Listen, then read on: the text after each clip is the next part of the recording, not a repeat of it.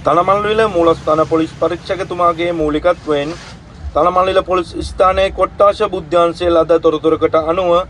තනමල්විල බලහරුව ප්‍රදේශයේදී සිදු කරන ලද වැටලීමකදී හම්බන්තොට අධිකරණයේ විවෘත වරන්තු 3ක්ද දින වරන්තු 5ක්ද තංගල්ල දිශා අධිකරණයේ දින වරන්තු 1ක් ඇති සෙත් සඳගම දිවුල්ගමුව හම්බන්තොට ලිපිනේ පදිංචි වයස අවුරුදු 39ක සැකකරුවෙකු අත්අඩංගුවට ගෙන ඇති අතර AMIS දත්ත පද්ධතිය මගින් පරීක්ෂා කිරීමේදී මෙම සැකකරු අවස්ථා 15කදී ගිනිය විලංග තබා ගැනීම අවස්ථා 3ක්ද මද්ද්‍රව්‍ය වැරදි සඳහා අවස්ථා 5ක්ද නොයෙකුත් වැරදි සඳහා අවස්ථා 7ක්ද හම්බන්තොට පොලිස් ස්ථානය මගින් අත්අඩංගුවට ගන්නා ලද සැකකරුවෙකු බවට වාර්තා විය.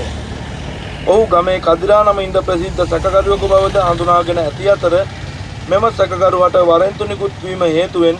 හම්බන්තොට ප්‍රදේශයේ මගහැර තනමල්ලිල බලහරුව ප්‍රදේශයේ සංගව සිටින බවට විමර්ශන වලදී කරුණු වාර්තා වෙයි. ඔහු වෙනත් අපරාධ සඳහා අවශ්‍ය කරන පුද්ගලයෙක්ද යන්න පරීක්ෂා කිරීමෙන් අනතුරුව වැල්ලවාය මහේස්ත්‍රාත් අධිකරණයට ඉදිරිපත් කිරීමෙන් පසු සැකකරු රක්ෂිත බන්ධනාගාරගත කර ඇත. සිද්ධිය සම්බන්ධයෙන් තනමල්ලිල පොලිස් ස්ථානයේ නිලධාරීන් විසින් ඉදිරි විමර්ශන සිදු කරයි.